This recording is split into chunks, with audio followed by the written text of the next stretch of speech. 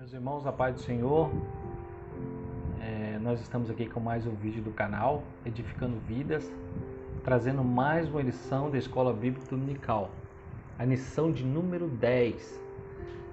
Nessa lição de número 10 nós vamos falar sobre o ministério de mestre ou doutor. Nós vemos que tem 5 ministérios na divisão dos dons ministeriais, e já é o 5º ministério. A partir daí vem o ministério de diaconato, que não está envolvido nesses dons ministeriais, mas ele faz parte dessa classe ministerial, porque na verdade todos esses 5 ministérios eles têm engajado neles o dom de diácono, né? Porque diácono significa servo, aquele que serve, e dentro dos dons ministeriais todos são servos: o dom de apóstolo, o dom de profeta, o dom de evangelista, o dom de pastor e o dom de mestre ou doutor, né? Então nós estamos falando hoje sobre o dom ministerial, né, de mestre ou doutor. Nunca foi tão necessário, irmãos, para a igreja hoje o investimento ou o trabalho ou o desenvolvimento nessa área do ensino, né? Nós podemos ver que não existe uma consagração, né, um reconhecimento ministerial para o dom de mestre, né? Nós vemos aí que dentro dessa classe dos 5 dons há uma consagração para evangelista e pastor, mas para apóstolo, profeta e principalmente mestre ou doutor não há uma consagração. E nós podemos observar que nessa área de ensino, quando Deus separa, quando Jesus separa alguém para mestre ou doutor, não há um reconhecimento hoje ministerial, terreno da igreja, mas há sim mestres e doutores em nosso meio que Deus dá à igreja, que Jesus dá à igreja, para que a igreja possa ter crescimento, né, espiritual, uma maturidade, um desenvolvimento espiritual. E é uma área assim que aquele que se dedica ao ensino, nós vamos ver aí no nosso texto áureo, vou pegar aqui, irmãos, fala assim em Romanos 12, versículos 6 e 7, fala assim: de modo que, tendo diferentes dons segundo a graça que nos é dada, se é ensinar, haja dedicação ao ensino. Se alguém é separado por Deus, né, pelo próprio Jesus Cristo, é dado à igreja como mestre ou doutor, ele precisa de ter dedicação ao ensino. E nessa área, muitas das vezes você faz um investimento, né, aquele que é separado com esse dom, né, ele faz um investimento tanto de tempo, né, de dedicação e recursos para que ele possa ter ferramentas como livros, né? Tudo isso aí é investimento do próprio bolso, né? Às vezes a igreja não tem condição de te fornecer um material, né? Então você tem que fazer esse investimento. Aquele que é separado para essa obra da área de ensino, ele precisa fazer esse investimento. E com certeza o Espírito Santo, Deus, vai nos promover, aquele que é separado para essa área, esse recurso, porque na verdade prática fala que os vocacionados por Deus para o ministério do ensino são por Deus, chamados, e se ele chama, ele garante, se ele chama, ele provém o recurso, se ele chama, ele ajuda, se ele chama, ele dá o consolo, dá a graça, porque não é fácil nessa área, né? E ele é chamado para edificar a igreja de Cristo. Então, se Jesus Cristo ele chama, ele dá à igreja, ele garante, né? Como todos os ministérios, ele garante, ele vai prover tudo aquilo que o mestre ou doutor, né, que é dado à igreja, vai prover todos os recursos para que ele possa desenvolver o seu ministério, né? E ele tem que se dedicar, tem que labutar, porque não é fácil, porque nós estamos vivendo hoje num tempo em que as informações estão aí para nós, né? Nós estamos vivendo na era da informação. né, de muitas ferramentas. Só que, porém, então há uma deturpação hoje da palavra de Deus. Tem muitas heresias, muitas coisas sendo plantadas, falsos ensinos. Então, como existem os mestres, os doutores, que é dado por Deus, dado por Jesus Cristo à igreja, há aqueles que são os falsos mestres, falsos doutores, que o próprio Jesus falou que ia se levantar nos últimos tempos, deturpando a palavra,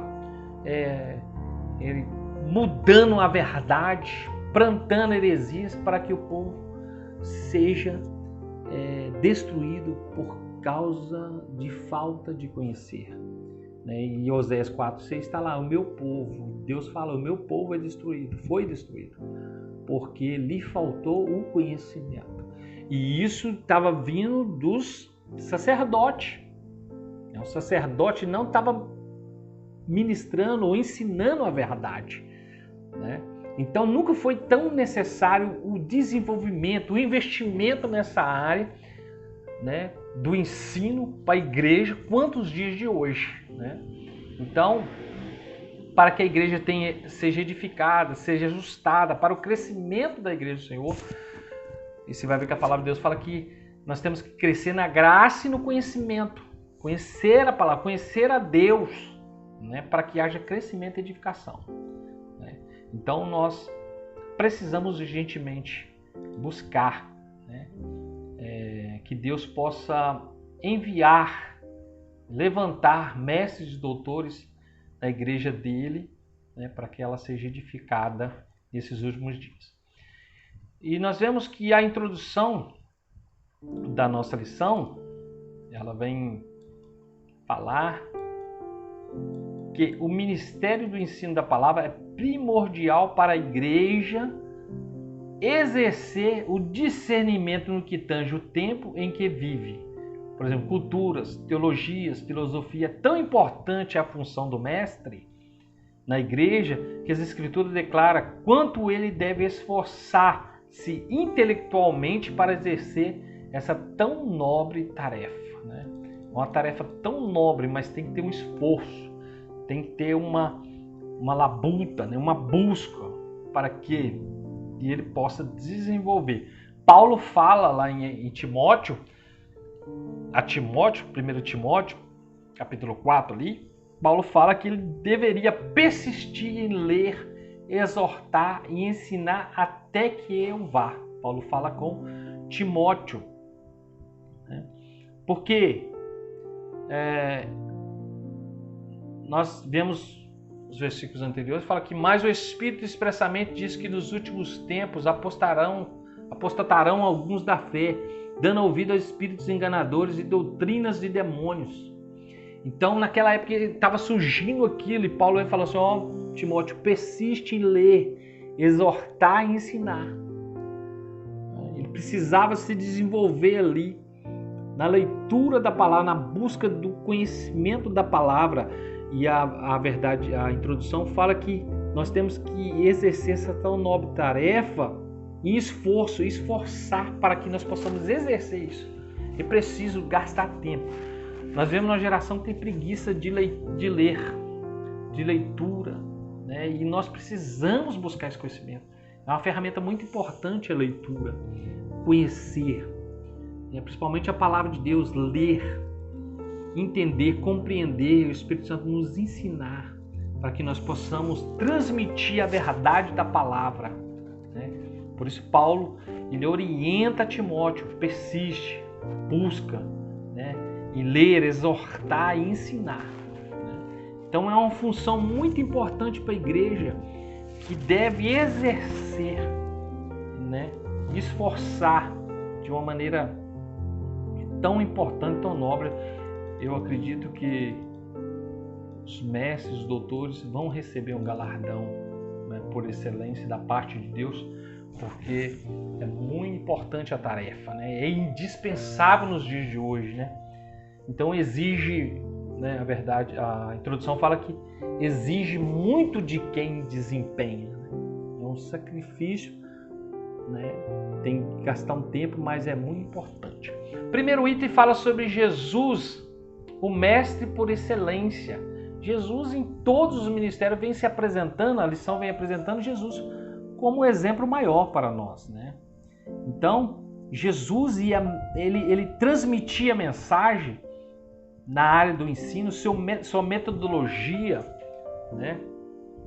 É um mestre, e aqui o comentarista fala assim, é um mestre incomparável que percorria Jesus toda a Galileia, ensinando nas sinagogas e pregando o evangelho do reino, né? Então Jesus tinha uma mensagem de autoridade, né? Uma mensagem transmitida, porque ele transmitia a verdade, e isso mexia com o interior das pessoas, isso transformava as pessoas de maneira esplêndida, que os fariseus, os saduceus não entendiam, né, essa mensagem, porque essa mensagem era poderosa, era uma mensagem que trazia transformação nas vidas das pessoas, porque o que Jesus transmitia é o que ele vivia na prática. A mensagem de Jesus, ela transformava as pessoas por causa da prática que Jesus tinha. Ele pregava com autoridade, né? Nós vamos ver em Mateus 7, 28 e 29, fala que, portanto, os ensinava como tendo autoridade e não como os escribas. E aconteceu que, concluindo Jesus o discurso, a multidão admirava a sua doutrina, o seu ensino. As pessoas admiravam, porque aquele ensino, aquela mensagem que era transmitida, ela tinha uma diferença em que os escribas ensinavam. Os escribas, eles eram doutores da lei, conheciam a lei. Só que, porém, quando eles iam transmitir a palavra, eles não viviam aquilo. Os fariseus, eles não tinham vida naquilo. Eles pregavam, mas não viviam. Eles ministravam, mas não viviam. Mas Jesus, ele trazia a verdade. E as pessoas, o comentarista fala aqui, que os que ouviam só tinham duas opções. Ou eles amavam, ou odiavam. Então, era impossível ouvir e ficar indiferente. Era impossível ouvir aquela mensagem e continuar indiferente. Jesus transtornava a consciência do acomodado e aquietava o coração do perturbado. Então, de uma forma ou de outra, as pessoas saíam dali diferente. Amém? O mestre divino. E é muito interessante quando Nicodemos encontra com Jesus, mestre da lei, conhecedor das escrituras, né? E Nicodemos, ele encontra com Jesus, ele vê os sinais que Jesus trazia e ele fala, olha, não tem como acontecer esses sinais a não ser que vem de Deus. E ele queria descobrir isso, como acontecia isso. Ele queria encontrar com Jesus e ver o que acontecia, que Jesus transmitia aquela mensagem com tanto poder, que mostrava sinais, né? E ele era um religioso, um doutor na lei, conhecedor das escrituras, né? Então, Nicodemos, ele vai a Jesus e encontra um mestre que transmitia uma mensagem que trazia sinais, que era diferente. Então, os escribas, os doutores da lei, os fariseus, eles ficavam transtornados por causa da metodologia de ensino de Jesus, o mestre por excelência. Aí nós vamos ver no ponto 3, o mestre da humildade, Jesus mostrando na prática o ensino dele, e isso deixava as pessoas incomodadas, né? Mudava as pessoas, porque Jesus, ele vai como mestre, como conhecedor da palavra, ensinador, né? E ele vai lá e se humilha, mostrando na prática o que ele ensinava, né? Nós vemos aí o texto, fala assim, a fim de ensinar os discípulos acerca da humildade, Jesus levantou-se da ceia, tirou as vestes, tomando uma toalha, cingiu. Depois pôs água numa bacia e começou a lavar os pés dos discípulos e enxugá-las com uma toalha com quem estava cingindo. Que cena chocante para os judeus. Os judeus ficavam perturbados. Por quê? Os judeus, eles esperavam que Jesus, o libertador de Israel, o rei dos judeus, eles esperavam que quando Jesus viesse, ele viesse montado numa carruagem, com cavalos esplêndidos, cheios de ouro, dominando Roma. Mas Jesus veio montado jumentinho, com toda a sua humildade, mostrando que o reino de Deus é diferente. Então eles ficavam incomodados, os judeus ficavam chocados como Jesus ele transmitia a mensagem, como ele ensinava. Então Pedro descreve a perplexidade e era inimaginável o mestre encurvar-se para lavar os pés. Jesus era um mestre que deu exemplo aos discípulos. O Emmanuel, Deus conosco, encurvou diante dos homens. Isso se deu porque o ensino de Jesus não era um mero discurso, mas era espírito e vida. O que ele transmitia não era só palavras, mas era espírito e vida. Então Jesus, ele mostra com a sua vida o que ele viveu na prática, os ensinos que ele transmitia. Isso é muito importante, por isso que ele é o maior exemplo. Ele é o mestre por excelência, porque ele nos ensina que nós temos que viver na prática aquilo que nós aprendemos na tua palavra através dele. Todos os ensinos de Jesus, nós não podemos só transmitir com palavras, nós temos que viver o que nós estamos ensinando, porque ele deu exemplo para nós, para a nossa vida, para que nós possamos transmitir. Então, o nosso testemunho, a nossa vida, ela vem antes das nossas palavras. Ela vem antes das nossas palavras. E Pedro, eu acho importante quando Jesus chega para lavar os pés de Pedro. Pedro, não, Senhor, não, o Senhor não pode lavar, jamais pode lavar meus pés. E Jesus fala assim, se você não deixar lavar seus pés, você não tem parte comigo, Pedro. E Pedro era do extremo ao outro, Jesus fala que queria lavar os pés dele, ele falou que não queria deixar. Quando Jesus fala que ele não teria parte com ele, ele fala, não, então lava por inteiro. Então Pedro, ele chama-nos a atenção, assim, da maneira que Pedro era, E era um camarada do extremo ao outro. Mas Jesus traz um exemplo para os discípulos, deixa para nós o maior exemplo, um mestre humilde em transmitir a tua palavra. Amém? Vamos lá para o mestre... Perdão, vou pegar aqui. O ensino das Escrituras na igreja do primeiro século. Uma ordem de Jesus. Jesus deixa uma ordem aos seus discípulos antes de ir aos céus, de modo solene. Jesus determinou aos seus discípulos que ensinasse todas as nações a guardar todas as coisas que ele tinha ordenado. Então Jesus deu uma ordem, um decreto. Ele decretou isso para nós, para os discípulos, para que nós possamos, aquilo que nós aprendemos, aquilo que foi ensinado para nós transmitimos a todas as nações. E sabemos que o Espírito Santo, ele nos capacita. Nem todos têm essa habilidade do ensino, mas ele capacita cada um de acordo com a sua vontade, o seu querer, para que seja usado de forma sobrenatural. E essa área de ensino não é diferente. Ele dá esse dom à igreja e capacita ele, já deu a ordem para que os discípulos atendessem, a igreja atendesse essa ordem para que fosse edificada, para que o reino do Senhor desenvolvesse. Então ele vem a capacitar de forma sobrenatural aquele que é chamado na área de ensino.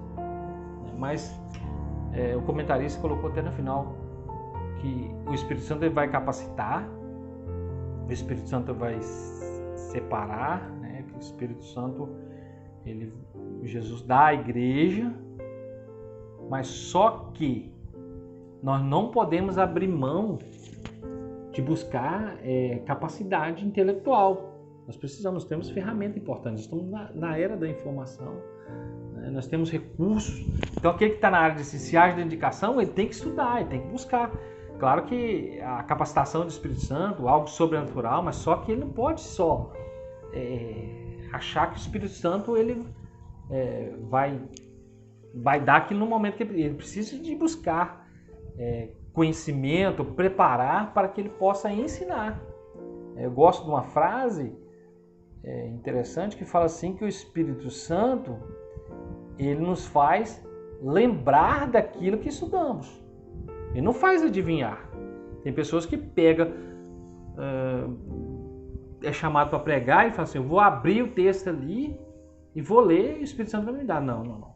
Se ele abrir um texto que é algo para morte, suicídio de Judas, e aí, como é que ele vai falar que o Espírito Santo está dando aquela palavra para a igreja? Então ele tem que se preparar antes para que ele possa transmitir a mensagem de acordo com a fidelidade que o Espírito Santo capacitou ele, mas ele preparou antes. Né? Preparou antes, desenvolveu antes. Então é muito importante nós termos buscado com desejo no coração, com a chama acesa no coração, desenvolver nessa área do ensino. Amém? A doutrina dos apóstolos, aquilo que eles receberam do Senhor, aquilo que eles aprenderam do Senhor, a mensagem foi transmitida aos apóstolos, eles transmitiam à igreja. E eles viviam a doutrina dos apóstolos. Falava que os primeiros convertidos perseveraram na doutrina dos apóstolos, na comunhão, no partir do pão, nas orações.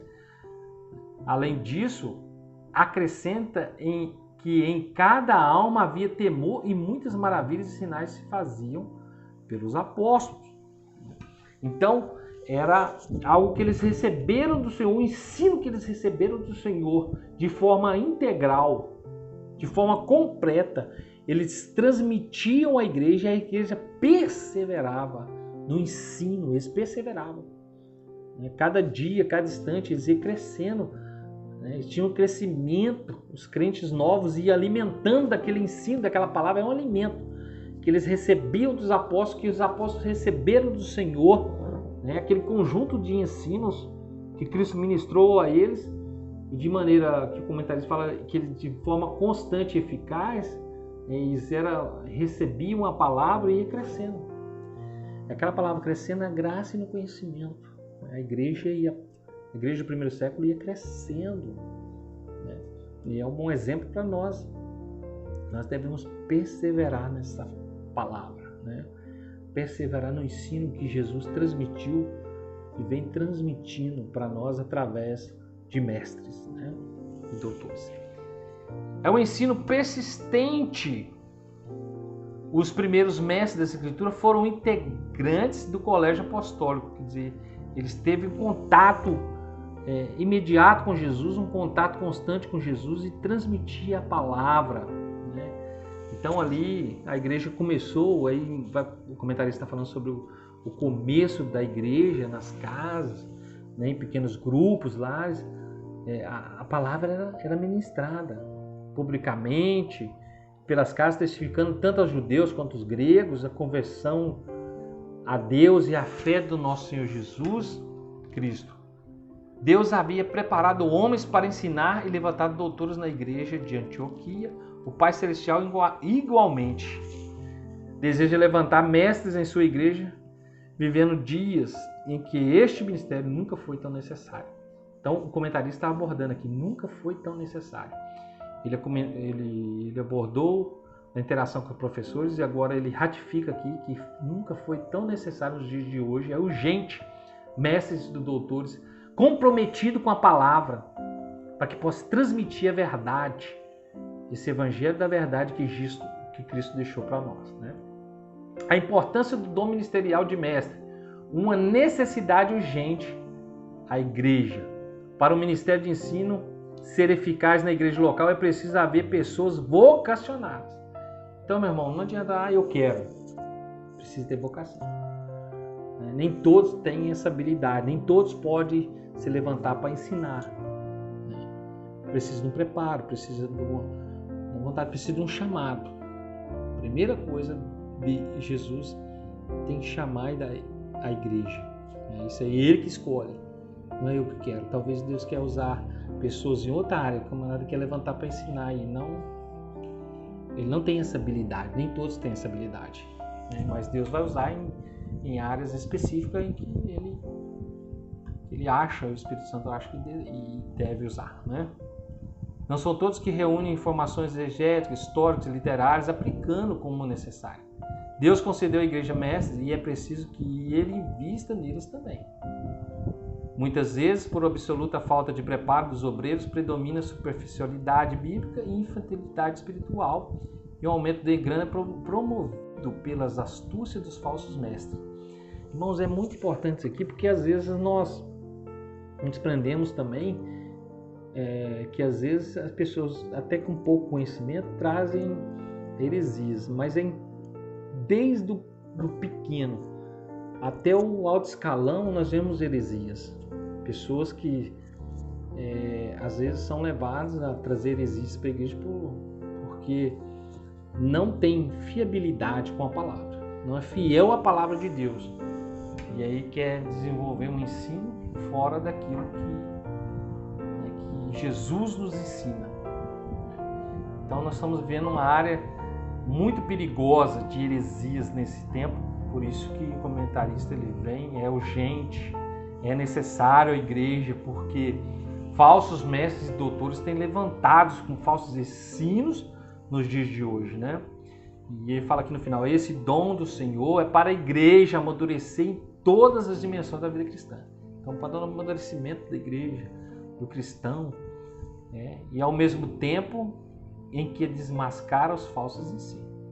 Então, precisa de uma apologética, de uma defesa cristã, de uma defesa nossa. Nós precisamos também nos defender contra os falsos ensinos.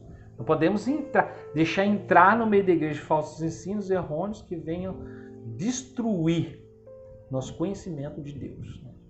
É muito importante nós também, além de nós crescermos e desenvolvermos no conhecimento a Deus, nós também aplicar apologética. O que é apologética? É a defesa da fé. E os mestres e doutores, aqueles que aplicam a palavra, eles precisam de defender a fé, defender aquilo que nós cremos, né? Aquilo que nós aprendemos dentro da palavra de Deus, que é a verdade. A verdade, ela nunca vai ser destruída. A palavra de Deus, ela nunca passará, né? Passará os céus e a terra, mas a minha palavra não passará, que é a verdade. A responsabilidade de um discipulado contínuo, né? Estamos acostumados a pensar que o discipulado termina quando o novo convertido é batizado, né? Então, precisa ser contínuo. Isso é equivocado, né? Precisamos sempre estar desenvolvendo, sempre estar buscando aprender a palavra. O discipulado é contínuo, ele não para, ele não cessa.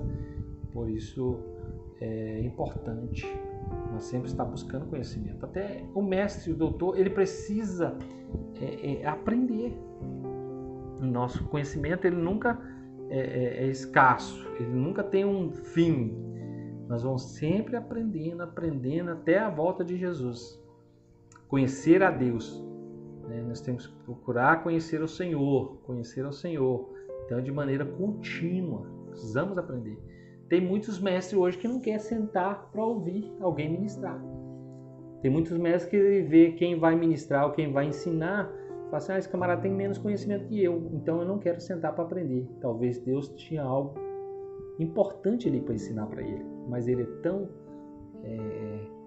soberbo que achou que já aprendeu tudo e não quer sentar para aprender. E isso é um defeito daquele que acha que é o maior. E Jesus nos ensina que o maior é o menor, e o menor é o maior. Então Jesus nos ensina com a sua humildade, né? Então nós temos que sentar. Aquele que quer levantar para ensinar, ele tem que sentar para aprender. Isso é regra básica na área do ensino, né? Então, quais os requisitos necessários para o mestre? Nós apresentaremos aqui alguns requisitos importantes para a igreja reconhecer uma pessoa com dom ministerial de mestre. Primeiro, um salvo em Cristo. Com certeza, não pode haver dúvida quanto à própria experiência salvífica por parte do vocacionado para o ministério de ensino. O camarada tem que ter convicção de salvação. Como é que ele vai transmitir algo principal do cristão, daquilo que ele está ensinando, se ele não tem convicção de salvação? Porque Cristo salvou. Né? Infelizmente, como ele há pessoas que não creem naquilo que ensinam, assim não há verdade nem firmeza nelas. E o ponto 2, né, o hábito de ler. Em nosso país, isso aqui é um ponto chave, em nosso país a leitura é um problema cultural. Se as pessoas leem pouco, a igreja pouco lerá. Entretanto, com os ensinamentos, se não lermos, o hábito de leitura era levado a sério no ministério do apóstolo Paulo. Paulo sempre incentivou. Quando Paulo, no fim da vida, ele pede os livros. Traga minha capa, os pergaminhos, né? E ele queria ler, no fim da vida, né? Paulo sempre teve essa busca de aprendizado, né? De aprender a palavra, né? Então que nós possamos buscar esse exemplo. Ter o hábito da leitura é muito importante para o mestre. Se você quer ensinar, precisa dedicar, né? E o requisito principal é salvo em Cristo Jesus. São os pontos principais para aquele que quer desenvolver esse ministério. Amém? Outro é preparo intelectual e um coração em chamas. Né? Martin Lloyd Jones dizia que a verdadeira pregação era a teologia de fogo. Precisa ter chama no coração. Precisa ter presença do Espírito Santo. Precisa. É necessário para que você possa pregar, né? Transmitir com o coração em chamas, aquele desejo de aprender, porque aquele que aprende, ele quer compartilhar aquilo que ele aprendeu. Aquele que aprende, ele quer ensinar, ele quer viver na prática para transmitir. Aquele que vai pregar uma mensagem, ou vai ensinar uma mensagem, ou um ensino da parte de Deus, ele já viveu aquilo na prática. Se for uma exortação, a palavra já falou com ele. A palavra já falou com aquele que está ministrando. Então, ele já viveu na prática, aquilo já falou com ele, no coração dele, ele transmitiu aquilo que ele já viveu. Então, precisa de um preparo intelectual, né? E a Bíblia é o ponto principal, o ponto de partida, o instrumento principal do ensinador. O comentarista fala que a Bíblia é a base principal, o instrumento principal para aquele que quer transmitir. Claro que nós temos todos os livros de apoio, várias outras, né, teologias sistemáticas e outros recursos que nos ajudam, obras que são escritas, tem várias, que nos ajuda nessa compreensão para transmitir a palavra, que nos ajuda, né? E precisamos ter um coração em chamas, né? São requisitos principais. Salvos em Cristo Jesus, né? Ter certeza e convicção de salvação, né? Hábito de ler, preparo intelectual e um coração em chamas. Esse é o esforço, a dedicação que eu acredito que quando o ensinador, o mestre, ele procura se desenvolver nessa área, Deus irá recompensar. Com certeza Deus irá recompensar. Vale a pena a gente se esmerar na obra do Senhor e ser usado por Ele. É preciso desfazer da ideia da propaganda de um longo décadas acerca do preparo intelectual do crente. Não é verdade que é necessário que ele esfriará na fé e estudar. Se fosse assim, Paulo seria os mais frios dos apóstolos do Novo Testamento, pois não havia obreiro mais bem preparado que ele. Este, no entanto, soube conjugar preparo intelectual e poder do alto. É disso que as nossas igrejas precisam, homens cheios do Espírito, mas do mesmo modo com a mente iluminada para responder com mansidão e temor a razão da nossa esperança. Amém? Que Deus possa nos abençoar.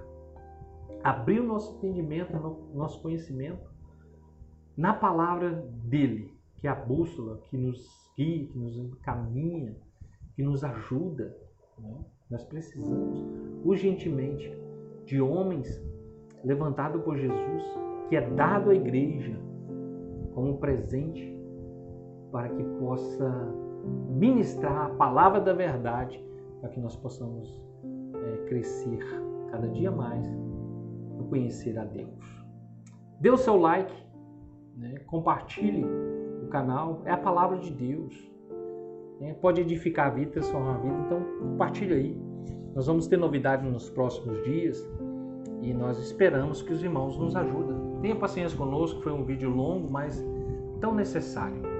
Ore por nós, para mim, presbítero Adeildo, minha família, presbítero Everton, que está nos ajudando, e nós possamos cada dia mais divulgar a palavra do Senhor. Essa é a intenção, para edificar vidas e transformar vidas através da palavra do Senhor.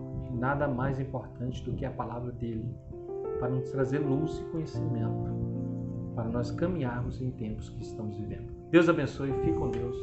Dê seu like aí, compartilhe mais uma vez, lembrando aí. E inscreva no canal, nos ajude aí, tá? Quando chegar aos 100 inscritos vai ter novidade aí, vai ter um presente aí para vocês. Amém? Fique com Deus. A paz.